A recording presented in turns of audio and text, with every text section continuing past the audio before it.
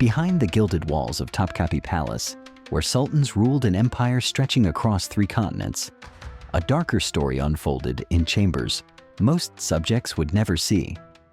The Ottoman Empire, renowned for its military might and architectural splendor, harbored within its very heart a system so ruthless in its treatment of women that it defied the imagination of even its harshest critics.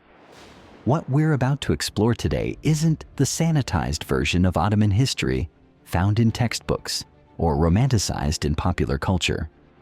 This is the unvarnished reality of what it meant to be born female within the confines of the imperial household, where mothers and daughters became pawns in a deadly game of succession that claimed lives with the same casual efficiency as a battlefield. The year 1603 marked a turning point that would forever alter the fate of countless women within the palace walls. Sultan Ahmed III had just ascended to the throne at the tender age of 13, but the real power struggle was about to begin among the women who surrounded him. In the shadows of marble corridors and behind silk curtains, a brutal hierarchy determined who would live, who would die, and who would watch their own children meet unthinkable ends. Today, we're stripping away centuries of myth and examining the systematic destruction of maternal bonds that became the foundation of Ottoman imperial policy. By the end of this investigation, you'll understand why historians consider the treatment of women in the Ottoman court to be one of history's most calculated campaigns of psychological warfare. The origins of this merciless system can be traced back to the empire's earliest days, when Ottoman rulers recognized that traditional succession practices led to civil wars that could tear their growing dominion apart. The solution they devised was as ingenious as it was horrifying. Rather than allow natural family bonds to develop, they would create an environment where survival depended on the complete severing of maternal connections. The practice began with a deceptively simple premise. Young girls, some as young as 8 years old, were taken from their families across the empire's vast territories. These weren't random kidnappings, but carefully orchestrated selections based on beauty, intelligence, and most importantly, their complete isolation from any support networks. Christian families from the Balkans, the Caucasus, and Circassia became the primary sources for what the Ottomans euphemistically called their recruitment efforts. Once inside the palace walls, these children entered a world that systematically stripped away every aspect of their previous identities. Their names were changed, their religions converted, and their native languages forbidden. But perhaps most devastating of all was the psychological conditioning that began immediately upon their arrival. They were taught that their previous families no longer existed, that their mothers had abandoned them, and that their only hope of survival lay in complete submission to the imperial household. The physical transformation of these girls was only the beginning of a process designed to create the perfect instruments of imperial policy. They were educated in music, poetry, and the arts, becoming some of the most cultured women in the empire.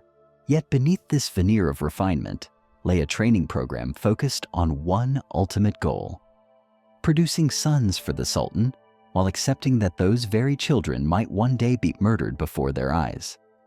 The harem system that emerged from these practices represented far more than mere concubinage. It was a carefully constructed machine for the production and elimination of potential heirs, where mothers were forced to participate in the destruction of rival children to protect their own offspring. The psychological toll of this system cannot be overstated. Women who had been torn from their own mothers were now required to surrender their children to a system that viewed them as expendable resources. Within the harem's hierarchy, the title of Haseki Sultan represented the pinnacle of achievement for any concubine. This position, equivalent to chief consort, offered protection and influence, but it came at a price that would haunt these women for the remainder of their lives. To achieve this status, a woman had to prove not only her ability to bear sons for the Sultan, but also her willingness to eliminate threats to those children's survival. The training for this role began years before any woman might catch the Sultan's attention. Young concubines were taught to view their fellow captives not as sisters in suffering, but as potential enemies whose children might one day threaten their own. This deliberate fostering of competition and mistrust ensured that natural alliances between women would never form, leaving each individual isolated and dependent on the imperial system for protection. The psychological manipulation extended beyond mere competition. These women were taught to see the elimination of rival children as acts of maternal love rather than murder. Court scholars and religious authorities provided theological justifications for practices that violated the most basic human instincts. Mothers were told that by ensuring their son's path to the throne remained clear, they were serving Allah's will and securing the empire's stability. The most chilling aspect of this system was how it transformed natural maternal instincts into weapons of imperial policy. Women who had been denied the comfort of their own mother's love were now expected to participate in denying that same comfort to other children. The psychological damage inflicted by this inversion of natural bonds created generations of women who lived in constant fear, not just for their own lives, but for the lives of their children. The architecture of the harem itself reflected the isolating nature of this system. Rooms were designed to prevent meaningful interaction between potential rivals, with intricate networks of corridors and chambers that could be monitored by the Sultan's network of spies and informants. Even within their own quarters, these women could never be certain who might be listening to their conversations or reporting their activities to higher authorities.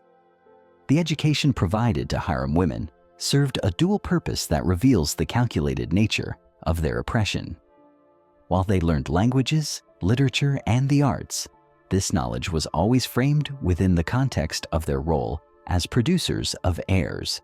They could recite poetry about love and loss, but they were forbidden from expressing genuine emotions about their own situations. They learned multiple languages, but were prohibited from using them to communicate with the outside world. Physical comfort within the harem masked the psychological prison that defined these women's existence. They wore the finest silks, ate the most exotic foods, and lived in chambers decorated with priceless art and furnishings. Yet this luxury served to highlight, rather than alleviate, their powerlessness. Every comfort was a gift that could be withdrawn at any moment, every privilege a reminder of their complete dependence on imperial favor. The medical care provided to harem women reveals another layer of the system's calculated cruelty. Palace physicians maintained detailed records of each woman's health, fertility cycles, and pregnancy status. This information wasn't gathered out of concern for their well-being, but to maximize the efficiency of heir production while minimizing the resources devoted to women who couldn't fulfill their reproductive function. As we delve deeper into the mechanisms of this system, the true scope of its brutality becomes clear. This wasn't simply a case of women being treated as property, though they certainly were. It was a deliberate program of psychological destruction designed to transform loving mothers into accomplices in the murder of children, including potentially their own. The records that survive from this period paint a picture of systematic trauma that affected not just individual women, but entire generations of imperial offspring. Children born into this environment learned from infancy that their survival depended on their mother's ability to navigate a world where today's protector might become tomorrow's executioner. The transformation of these children into instruments of imperial survival began with a process so systematic that it bordered on the scientific. Palace records document how infants were separated from their mothers within hours of birth, placed under the care of wet nurses who had been carefully selected for their complete loyalty to the palace administration. These women, often slaves themselves, understood that their own survival depended on raising children who would never question the system that had claimed their lives. The wet nurses were rotated frequently to prevent any emotional bonds from forming between caregiver and child. This constant shuffling of maternal figures created a generation of princes and princesses who learned from their earliest moments that attachment led to loss. that love was a luxury they could not afford. By the time these children could walk and speak, they had already internalized the fundamental lesson of palace life. Survival required the complete suppression of natural human emotions. The education of imperial children reflected this same calculated approach to emotional destruction. Young princes were taught that their brothers were not siblings, but competitors whose elimination would be necessary for their own survival. They studied military tactics, not as abstract concepts, but as practical skills they might need to use against their own family members. The palace tutors, themselves products of this system, delivered these lessons with the same clinical detachment used to teach mathematics or geography. For the daughters of the Sultan, the education took on an even more sinister dimension. They were taught that their primary value lay in their ability to form strategic marriages that would strengthen the empire. But they were also made aware that these marriages might require them to abandon any children they produced. The concept of maternal sacrifice was presented not as tragedy, but as the highest form of imperial service, a twisted perversion of motherhood that served the state's interests above all else. The palace maintained detailed genealogical records that tracked not just bloodlines, but psychological profiles of each family member.